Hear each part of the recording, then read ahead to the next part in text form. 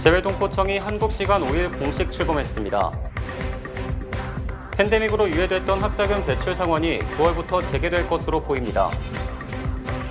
퀸즈 아스토리아에 위치한 한 레스토랑에서 총격 사건이 발생해 경찰이 수사에 나섰습니다. 뉴욕시가 종교시설 50여 곳을 난민 수용소로 전환할 것이라고 밝혔습니다. 이상은 TKC 뉴스데스크, 오늘의 주요 소식입니다. 아름다운 제품에서부터 아름다운 사회를 만들기까지 키스는 뉴욕에서 시작하여 현재는 전 세계 12,000명의 직원들과 함께 끊임없이 도전하는 기업입니다. 사람을 생각하고 존중하는 기업. 키스는 한인들이 사회의 주인공이 될 수 있도록 든든한 버팀목이 되겠습니다. 글로벌 뷰티 기업 키스. 시청자 여러분 안녕하십니까? 6월 5일 월요일 TKC 뉴스데스크 첫 번째 소식입니다. 750만 재외동포 대상 정책을 총괄하는 재외동포청이 한국 시간 5일 공식 출범했습니다.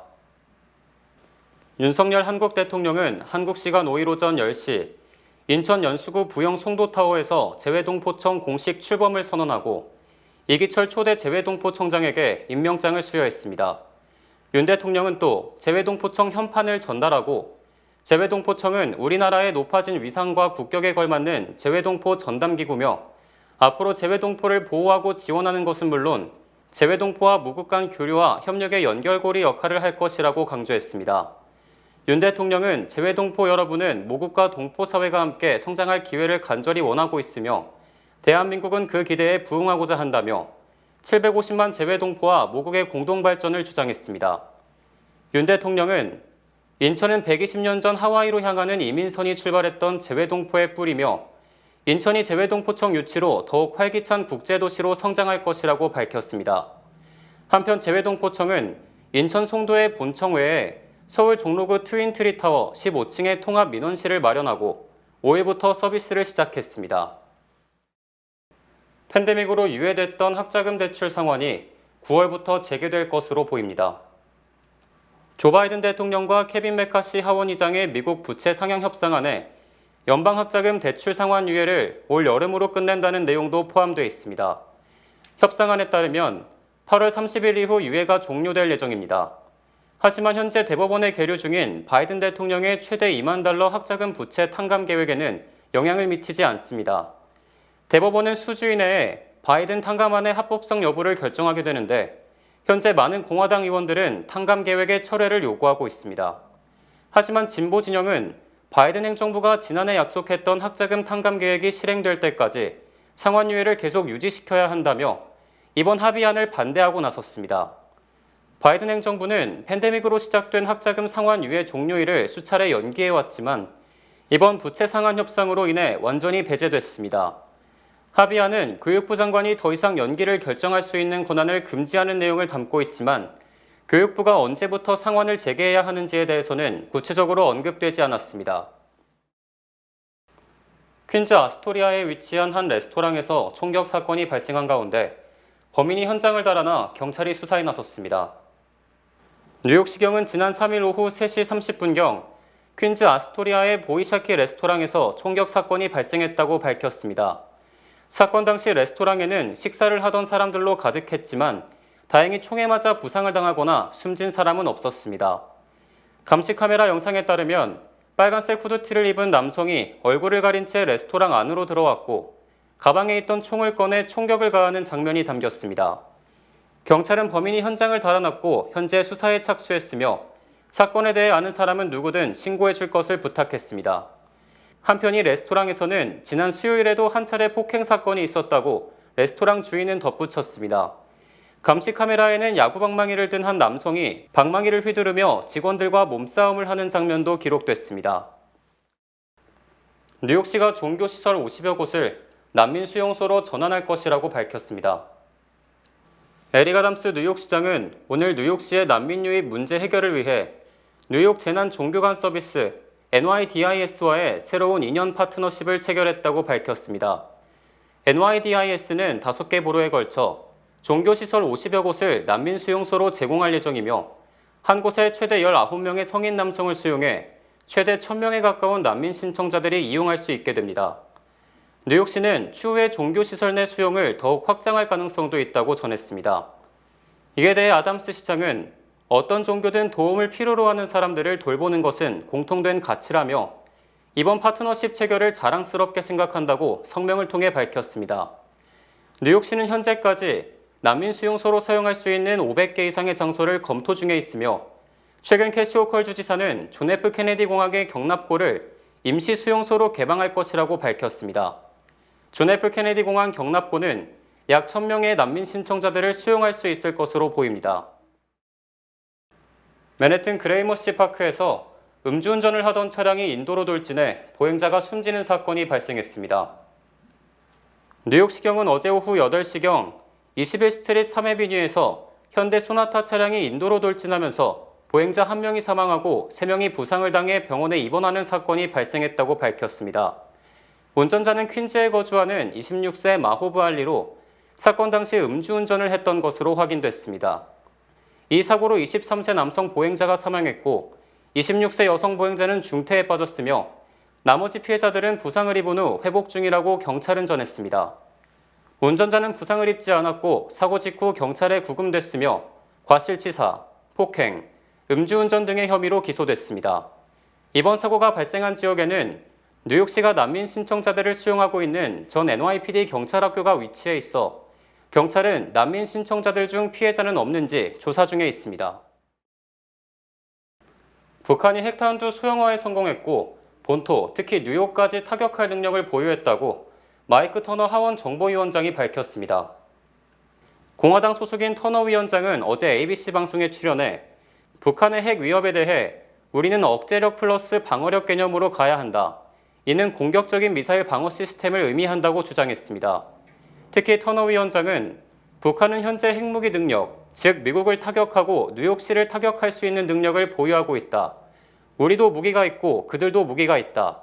이제 북한과 관련한 억제력 개념은 수명을 다했다고 강조했습니다. 북한이 뉴욕시까지 타격할 수 있다는 것은 LA 등 미 서부 지역뿐 아니라 워싱턴 DC까지 포함한 미 동부 지역까지 타격할 수 있는 본토 전역 타격 능력을 갖췄음을 의미합니다. 터너 위원장은 우리는 뉴욕주 포트드럼 기지에 제3의 미사일 방어 시스템 구축 문제를 갖춰야 한다. 또 북한 문제에 대해 중국의 책임을 물어야 한다고 주장했습니다. 이에 앞서 마크 밀러 합참의장은 지난 3월 하원에 출석해 현재 서태평양에서 캘리포니아까지는 북한 미사일 탐지 시스템과 요격 능력이 있으며 미 동부 지역에서도 이런 시스템을 갖추는 것이 본토 방위에 도움이 될 것이라고 말했습니다. 미국에서 민주당 또는 공화당 등 한 정당이 주정부와 주의회를 동시에 장악한 주가 늘어나면서 정책 양극화가 두드러지고 있습니다. 뉴욕타임스는 어제 파란 주는 더 파래지고 빨간 주는 더 빨개지고 있다며 파란색을 의미하는 민주당 주는 민주당 정책이 강해지고 빨간색으로 상징되는 공화당 주는 공화당 정책이 심화되고 있다고 보도했습니다.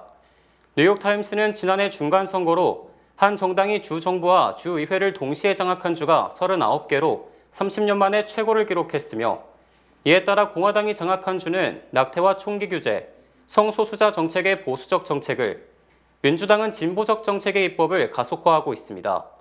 특히 39개 주 중 공화당이 주도하는 주가 22개로 민주당 17개보다 더 많으며 미성년자의 성전환 금지, 낙태에 대한 새로운 규제, 총기 규제에 대한 반대 등을 밀어붙였습니다. 반대로 민주당이 주도하는 주는 탄소 배출 등에 대한 제한, 낙태권 강화, 성전환자 의료 보장, 총기 규제 등에 나서는 등 각 주들의 정책이 극명하게 엇갈리고 있습니다. 2008년과 2012년 두 차례 대선에서 민주당 후보인 오바마 대통령을 밀어준 플로리다주는 완전히 공화당으로 기울었으며 미네소타주는 박빙의 승리로 민주당이 정부와 의회를 장악하면서 마리화나 합법화 등 진보적 법안을 마련했습니다. 미네소타주에서는 공화당이 민주당보다 단 한 석이 적지만 승자가 모든 것을 독식함에 따라 공화당은 목소리를 내지 못하고 있으며 아이오와주는 반대로 공화당이 모든 것을 장악했습니다. 연방정부의 부채 한도 상향 조정으로 시중의 현금을 블랙홀처럼 빨아들임으로써 기준금리 0.25%포인트 인상에 버금가는 경제 위축 효과가 발생할 것으로 우려됩니다. 바이든 대통령은 엑스데이트를 이틀 남긴 지난 3일 부채 한도 상향 조정 법안에 서명해 연방정부가 4개월여 만에 신규 국채를 발행해 현금을 대폭 확보할 수 있게 됐습니다. 연방정부는 지난달 31일 기준 현금 잔고가 불과 330억 달러에 불과했지만 부채 한도가 상향 조정됨에 따라 1조 달러 이상의 국채 발행에 나설 것으로 예상되며 이는 결과적으로 시중의 현금을 대폭 흡수하게 됩니다. 블룸버그 통신은 은행의 유동성 고갈, 이에 따라 단기 대출 금리 상승, 경제 위축 등 원하지 않는 결과가 발생할 수 있다고 지적했습니다. 뱅크 오브 아메리카는 연방정부 대규모 국채 발행이 기준금리를 0.25%포인트 올리는 것과 같은 긴축 효과를 발생시킬 것이라고 분석했습니다. 한편 연방정부는 부채 한도 상향 조정 뒤 발빠르게 움직여 이번 주에 발행된 3개월 만기 및 6개월 만기 국채를 각각 20억 달러씩 늘리고 4개월 만기 국채 발행도 확대하고 있습니다. 미중 무역 갈등으로 중국산 수입품에 대한 관세가 부과되면서 중국산 전자제품 수입이 급감해 전체의 절반 이하로 줄어든 가운데 베트남 수입이 급증했습니다. 컨설팅 회사인 커니의 2022 리쇼어링 지수 보고서에 따르면 미국의 저비용 생산 아시아 국가로부터의 제품 수입이 미국 전체 제조업 생산의 14.1%를 차지했으며 이는 인플레이션 감축법 등으로 해외 진출 미국 기업의 국내 복귀에 따른 것으로 풀이됩니다. 특히 지난해 처음으로 미국의 제조업 성장률이 아시아 저비용 생산 국가로부터의 수입 증가율을 앞질렀으며 이 중 중국으로부터의 수입이 차지하는 비중이 급감했습니다. 미국의 중국 제품 수입은 2013년부터 계속 줄어들다가 지난해에는 마침내 절반에도 못 미치는 48%로 떨어졌으며 2018년 이후 트럼프 정부의 고율 관세 부과, 중국 정부의 제로 코로나 정책에 따른 생산 감소 등이 원인으로 지적됩니다. 저비용 생산 아시아 국가 중 중국 수입품 비율은 2013년에는 무려 70%에 달했고 2017년 65%로 줄어드는 등 소폭 하락에 그치다가 관세 부과 이후인 2019년 59%, 2020년 56.2%, 2021년 53.5%, 2022년 초 50.7%를 기록하다 지난해 말 48%로 하락했습니다. 반면 베트남 수입품의 비중은 2018년 5.8%에서 올해 11.8%로 불과 4년 만에 2배 급증했고 대만 수입품 비중은 5.3%에서 8.7%로 의미 있는 증가를 기록했고 인도는 6.2%에서 7.9%로 늘어났습니다. 빅테크들의 대량 해고로 캘리포니아 등 서부 지역의 실업률이 급증하고 있으며 임금은 급락하고 있습니다.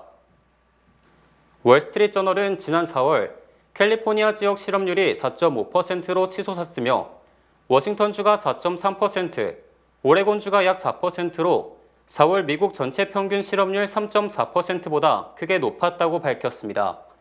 이처럼 서부 지역의 실업률 급증은 마이크로소프트, 페이스북 등 빅테크들의 해고 열풍에 따른 것이며 이 지역 기업들이 허리띠를 졸라매면서 임금도 내려가고 있다고 지적했습니다.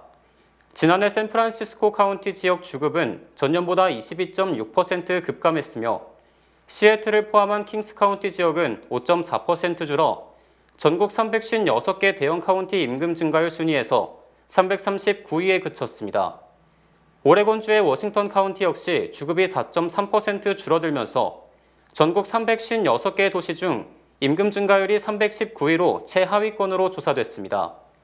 캘리포니아와 바로 그 위에 위치한 오레곤주, 또 바로 그 위에 위치한 워싱턴주 등 미국 서부 해안의 최남단에서 최북단에 위치한 3개 주가 실업률 급증, 임금 하락에 시달리면서 이 같은 현상이 중부에서 동부로 서서히 전이될 것으로 우려됩니다.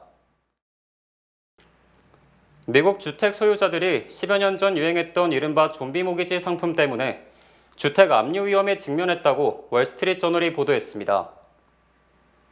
월스트리트저널은 주택 소유자들이 주택을 담보로 한 1차 모기지 외에 주택가격 상승분을 담보로 한 2차 모기지 상품을 통해 돈을 빌렸다가 뒤늦게 회수 압박을 받고 있다고 보도했습니다. 월스트리트저널은 돈을 빌려준 채권 은행들은 수년 전 2차 모기지 상품을 상각 처리했고 대출자들도 고지서를 받지 않았기 때문에 이미 해당 대출은 정리됐다고 생각했지만 최근 압류해고 통보를 받고 있다고 전했습니다. 채권은행들은 이 모기지 채권을 상각 처리하면서 제3의 금융기관 등에 팔았고 이 채권을 산 회사들이 주택 소유자들에게 채무 상환을 통보해 마치 좀비처럼 없어졌다고 생각한 채무가 되살아나 상환 압력이 가해지고 있습니다. 주택가격 상승분을 담보로 한 2차 모기지 상품은 후순위 채권으로 압류가 되면 선순위 채권인 1차 모기지에 대한 변제를 한 뒤 남는 돈이 있을 경우만 회수가 가능하지만 최근 주택가격 상승으로 돈을 받을 가능성이 커졌습니다. 특히 미국은 일정 기간 동안 채권자들의 채권 회수가 없을 경우 채권 권리가 사라지지만 2차 모기지를 매입한 채권업체들은 소멸시효 직전 또는 소멸시효가 지난 채권에 대해서도 상환 요구를 하면서 미처 소멸 사실을 모르는 채무자들이 압류를 우려해 이를 갚고 있는 것으로 알려졌습니다. 뱅크 오브 호프가 뉴욕, 뉴저지 진출 25주년을 맞이해 고객 감사 대잔치를 진행합니다. 가까운 지점에 방문해 경품 이벤트에 응모하세요. 희망을 설계하는 전문가들의 은행, 뱅크 오브 호프 후원입니다. 주요 단신 전해드립니다. 트럼프 전 대통령이 재임 기간 중 김정은 북한 국무위원장에게서 받은 친서가 김정은이 직접 쓴 것이 아니라고 존 볼턴 전 백악관 국가안전보좌관이 어제 주장했습니다. 공화당 대선 후보 경선에 나선 니키 헤일리 전 유엔 대사가 만약 우크라이나가 러시아와의 전쟁에서 패배한다면 세계대전으로 이어질 수 있다며 미국이 우크라이나를 계속 지지해야 한다고 주장했습니다. 국제통화기금이 금융기관의 대출이 연준의 금리 인상 사이클에 변화를 줄 만큼 축소되지 않았다며 연준이 물러서지 않고 추가로 금리를 인상할 필요가 있다고 주장했습니다. 어제 새벽 6시 반쯤 퀸즈 자메이카 베이 바로 앞 해상에서 23세 남성이 숨진 채 발견돼 경찰이 사인 수사에 나섰습니다. 통신장비업체 에릭슨이 공익 제보자의 신고로 비자금 조성 사실이 적발돼 사상 최대 규모의 2억 8천만 달러 상당 포상금이 지급됐지만 포상금을 받지 못한 내부 고발자 2명이 연방증권거래위원회를 상대로 소송을 제기했습니다. 워싱턴주 타코마 거주 여성이 폐결핵 진단을 받고도 1년 이상 치료와 격리를 거부하고 돌아다니다 지난 1일 연방법 위반으로 체포돼 교도소에 수감됐습니다. 어제 오후 워싱턴 DC 비행금지 구역을 침범했던 경비행기가 추락했으며 트럼프 전 대통령의 후원자인 전국총기협회 전 회장의 딸과 손녀 등 4명이 목숨을 잃었습니다. 뉴욕시에서 최근 기승을 부리고 있는 차량 절도 범죄가 지난해 5월 1,033건에서 지난달 1,369건으로 336건이나 늘었으며 중절도 건수도 같은 기간 4,183건에서 4,257건으로 74건 증가했습니다. 날씨 전해드립니다. 내일은 낮부터 저녁까지 일부 지역에는 소나기 예보가 있지만 대체로 맑을 것으로 보입니다. 내일 낮 최고 기온은 79도, 밤 최저 기온은 59도로 다소 큰 일교차가 예상돼 건강관리에 유의하셔야겠습니다. 내일 아침 해 뜨는 시간은 오전 5시 24분, 해 지는 시각은 오후 8시 24분 되겠습니다. 이상으로 주간 날씨와 세계 날씨 보내드립니다.